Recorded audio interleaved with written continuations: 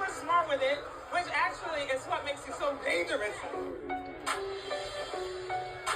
Sutton appears to be peaceful and wants the best out of the group of friends. However, there is some other side of her that is starting to appear that looks like she's either delulu or she's very mean and calculating. What's up, guys? Welcome back to my channel. So I'm here today to talk about Real Housewives of Beverly Hills, Season 14, Episode 6, Venom in the Viper Room. So it seems as though Sutton is really starting to be exposed a little bit. She was just on one in this entire episode, to be honest. From her issue with Bose to her situation with Dorit and just some of the shit she was saying, and Erica and Dorit feel as though they're being vindicated. They're like, see, I said that Sutton is full of shit, all of her sisterhood bullshit, all of her like, oh, I'll be there for you if you need me. It's just like her being polite. She doesn't actually mean that shit, you know what I mean?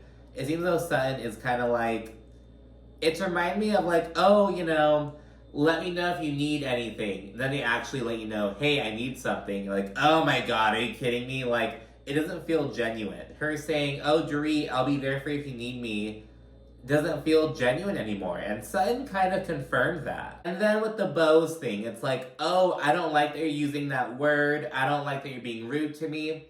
If you don't like that word, which is quite accurate, like that is what you're doing, you should act differently. Like, she isn't being hyperbolic or exaggerating or anything. Like, it is accurate. You are weaponizing this against Dorit. So Sutton is just being weird. And the thing is, for the past couple seasons, she has kind of garnered a lot of fans because, like, you know, with the Diana Jenkins season, they feel like she was just, like, at her lowest, like, just, like, taking all this bullshit and whatnot. Then last season, the Anna Marie stuff, it's like, you know, people were kind of siding with Sutton over it. They felt like it was just a lot of picking going on. So Sutton kind of gained a lot of fans recently, but it seems like she's losing them. Like, she is just on one, essentially, and just exposing herself as being full of shit. But anyways, the actual episode picks up with Bose going on a date with Keely, her boyfriend. He lives in San Diego, but they make it work out, and she notes that he is consistent and really caring, which is a huge difference from her last boyfriend. She notes that he was just a piece of shit, all this stuff, so she's really enjoying being with this guy. It was just a quick little introductory scene, like meeting Keely, learning that she has a partner. And speaking of Bose, before I forget, she actually lost her home in the fires going on up by LA, so that really sucks. She's one of the people impacted by those crazy fires. I'm sure you've seen all the videos, so yeah, it's just really crazy to see. So that's the first scene. And next up, we see Erica meeting up with Dorit. And Dorit's parents are actually in town because she felt like she was having some trouble keeping the walls up by herself. Because remember, her kids don't know that she and PK are separated. So she was like kind of wearing herself thin. And her parents came in to like save the day essentially. So they're here helping Dorit out and whatnot. And Dorit and PK have their first, I don't want to say couples therapy session, but it's like their dual therapy session.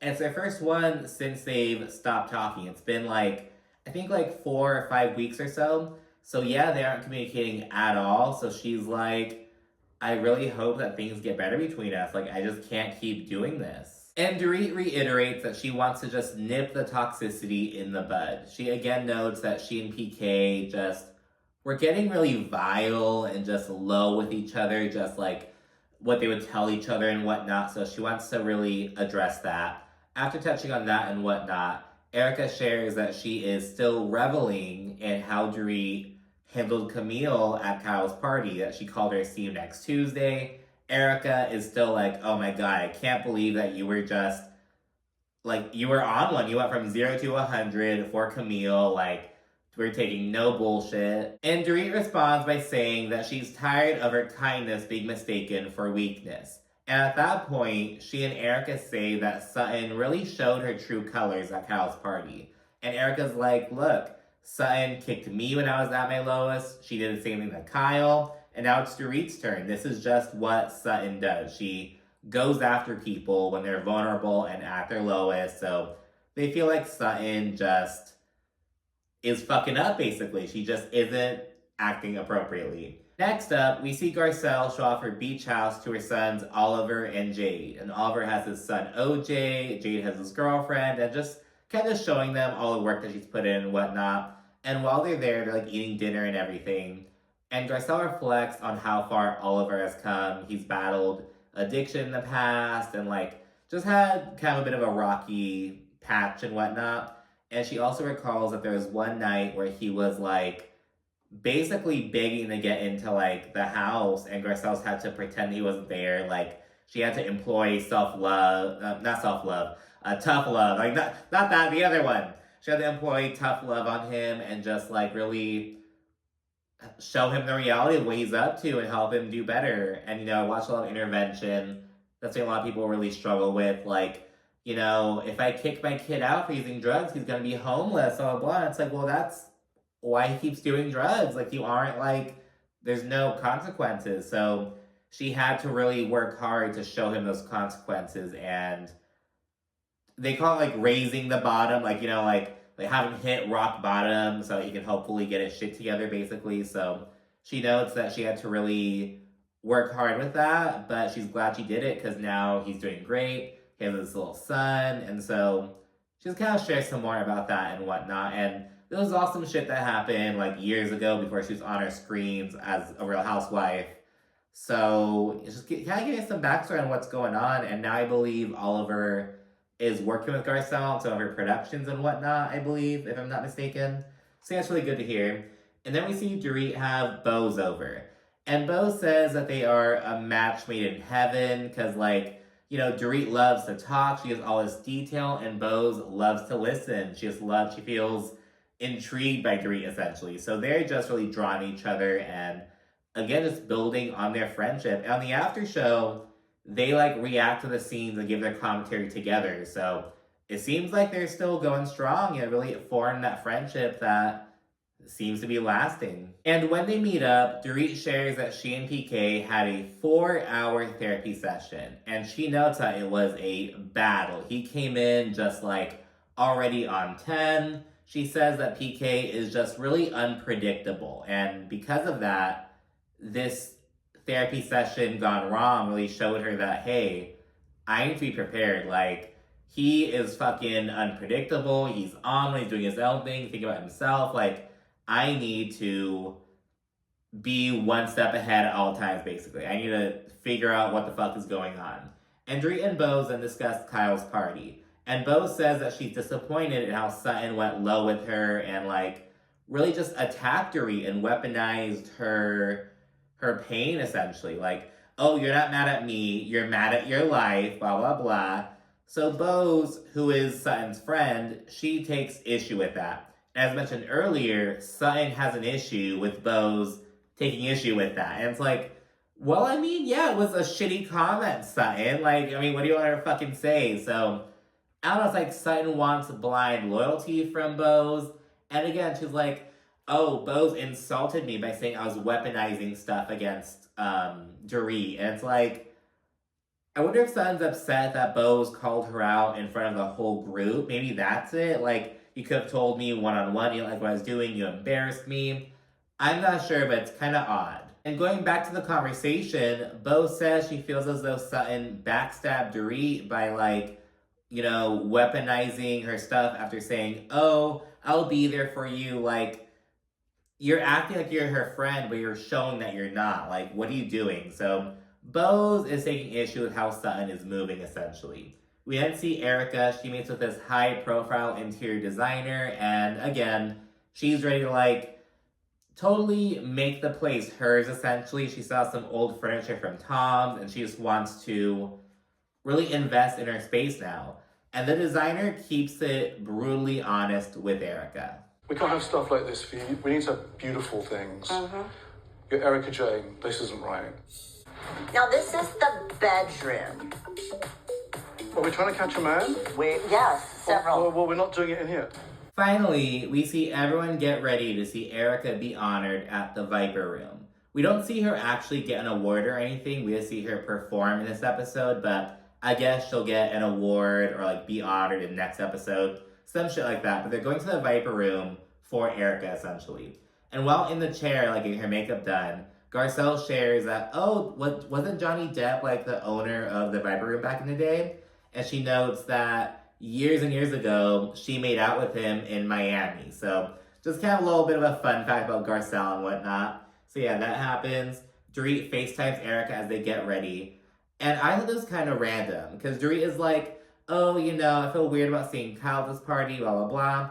But I've been wondering if she and PK are still talking. And I was like, where is this coming from? But apparently, like a week prior, Erica asked Dorit, hey, is Kyle talking to PK? Like, I know you and her aren't chatting, but you guys are all super close. Like, are they still talking?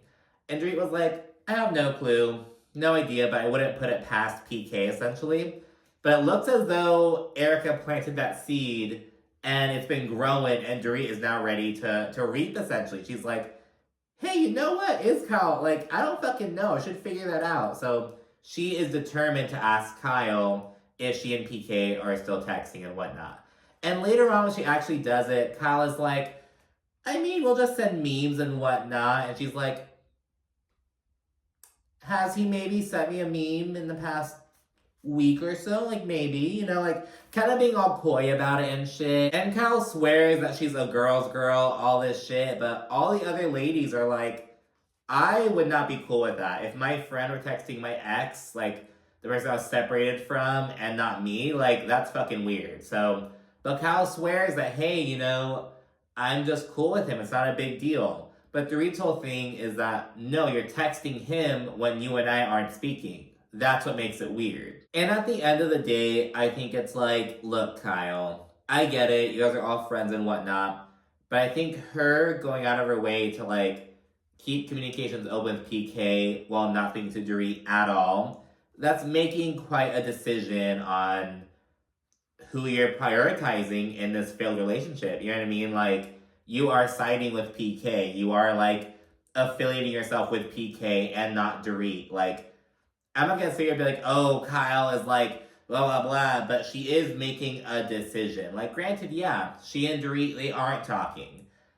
And, like I said in the last recap, there's one time where my ex-best friend, me and her fell out, and then around the same time, she and her boyfriend broke up. And he and I, who are both not speaking to her, we kind of, like, leaned on each other, like, platonically, just to kind of, like, like, hey, just kind of talk about how we felt about everything. Because, again, like, we both had, like, unresolved feelings, like, with her. Like, she was my best friend for years and years and years. We're good now, but, we didn't speak for, like, 3 years.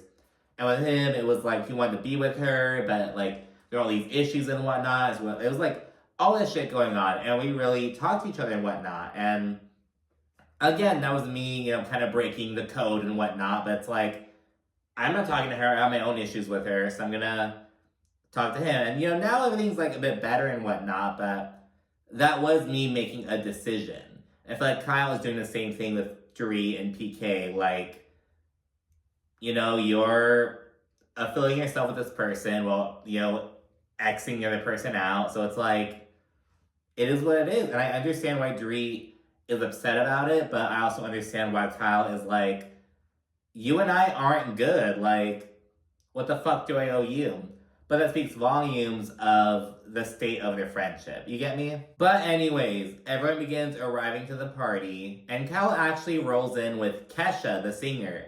And this bitch in her confessional, she's like, yes, I'm with Kesha. She's a musician. She's my friend. So let the rumors start. And it's like, girl, you know good and damn well, like, shut the fuck up, Kyle. Like, oh my goodness, whatever. And while on the way there, Sutton tells Jennifer Tilly that she doesn't like how Bose accused her of weaponizing Dorit's comments against her, basically. And she's like, she's being rude, and she's accusing me of doing this. Like, that's not nice, blah, blah, blah. So, again, she's just riling herself up about that, whatever. And upon arriving, so everyone's saying hi to one another and whatnot, and Bose has this big ol', like, bracelet, and Kyle's hair gets caught in it a little bit. And, Jennifer Tilly's like, oh, is that a bracelet or is that a weapon? Just, like, kind of joking and whatnot. Then Sutton's like, are you weaponizing? Are you weaponizing? And it's like, okay, Sutton, like, shut the fuck up. Like, let's chill out, you know what I mean? And shortly thereafter, Sutton initiates a conversation with Bose, and she says that she didn't like the word weaponize. And Bose explains, hey, this is why I used it. Like, you were fashioning something that hurt Dorit, like, out of what she told you. That's why I said that you were weaponizing it. Like, you were trying to hurt Dorit.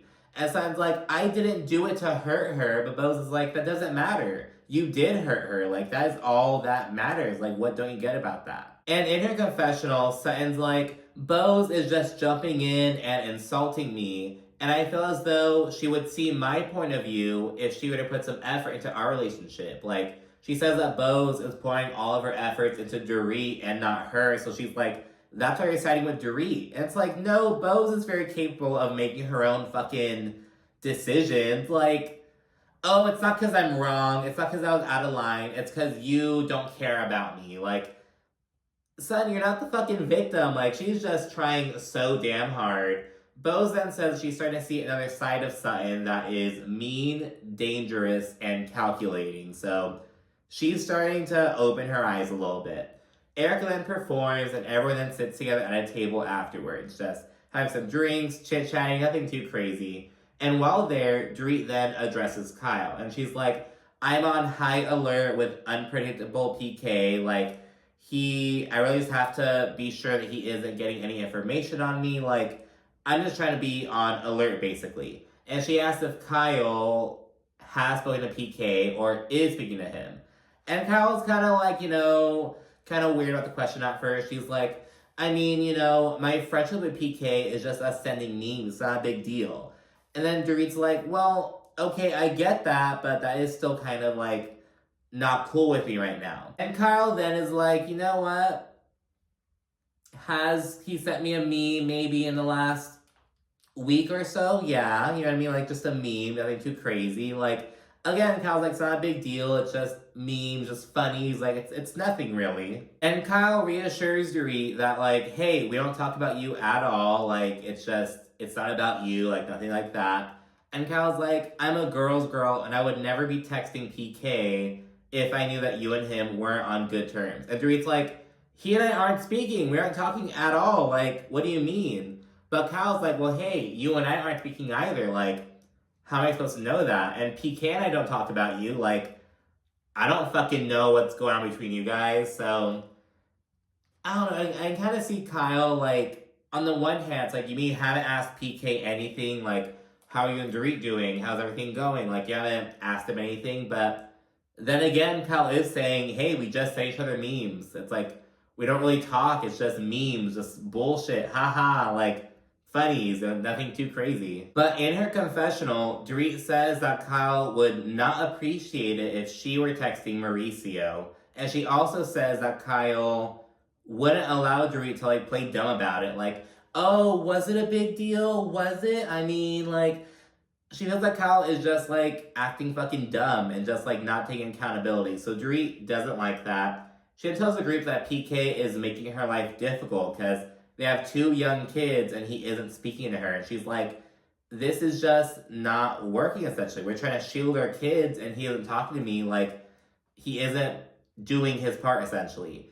Then Sutton, who, remember, is not on good terms with Dorit at all, she butts in and is like, well, Dorit, you can't shield the children forever.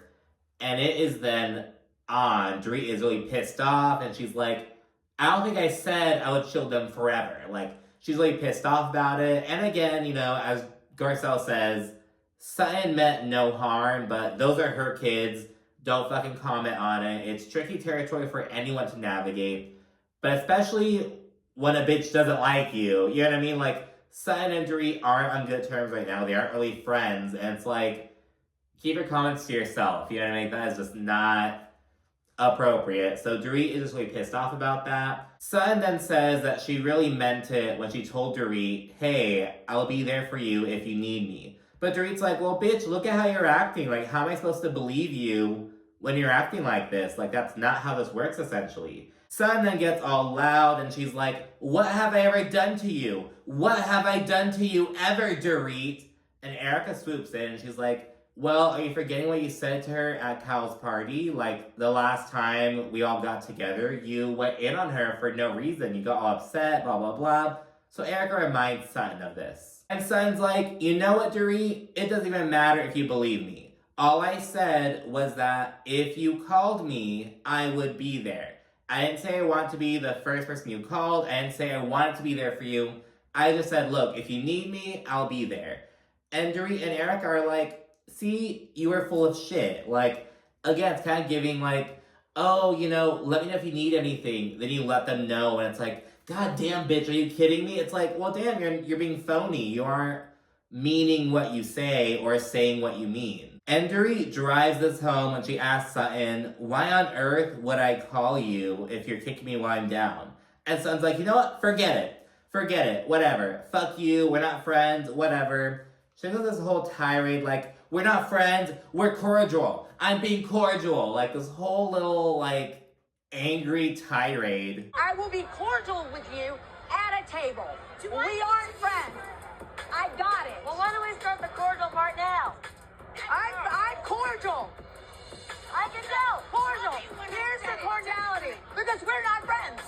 At that point, Kyle readdresses Dorit and she's like, look, I wouldn't be sending memes to PK and whatnot if I knew you would be taking issue with it. Like, I didn't know it'd be this big of a deal, essentially. And at that point, all the ladies, like Bose, Erica, like, everyone's like, yeah, I would take issue with that. Like, they all agree, hey, yeah, Kyle, like, what you did to Dorit, like, I would find that fucking weird if my friend did that to me. Like, I would not be cool with that. So, they're all in agreement with that and whatnot. And Kyle says that she's confused about where all of this is coming from. And she's like, look, I don't even have to text PK. It's not a big deal. Like, let's calm the fuck down. It's not a huge deal whatsoever. And Dorit's like, look, the issue isn't that you're texting PK. It's that you're texting without texting me, and you're, like, not telling me about it. You're acting all sneaky and, like it's some bad thing. Like, you just aren't being honest with me, essentially. And in her confessional, Kyle says that, honestly, PK has been a better friend to her than Dorit has. And it's like, well, hold on. I thought you and PK just exchanged memes. Like, where's that friendship? I don't know. But she and Dorit also aren't speaking at all. Like, maybe it's just having him be, like, a presence somewhere. I don't know. But she says that PK has been a better friend to her lately than Dorit has. And at the table, Kyle's like, well, look, I would expect people to text Mauricio if we separated. Like, it's not a big deal. And Dorit is like, well, I wouldn't feel comfortable texting Mauricio without texting you. Like, yeah, sure, you know, keep in touch, whatever, but you are my friend. Like, why are you texting my ex, like, my estranged husband, and not me? Like, that's fucking weird. And at that point, Kyle gets all pissed off, so that she's done, and she pops off, calling Dorit bitter. And the episode ends with Kyle and Dorit just getting heated. Like, Kyle is just super upset, but Dorit isn't backing down. She's, like, holding her own, standing her ground. I apologize, and I said to you, I will not talk to him again. What more do you want from me? I want you to stop raising your voice at me. No, listen to everybody. Whoa. You don't get to speak that way. Do you understand, Kyle? The rules are different. But anyways, that's it for this episode. So be sure to like, comment, subscribe, and of course, stay tuned for more. Thank you for watching. Bye.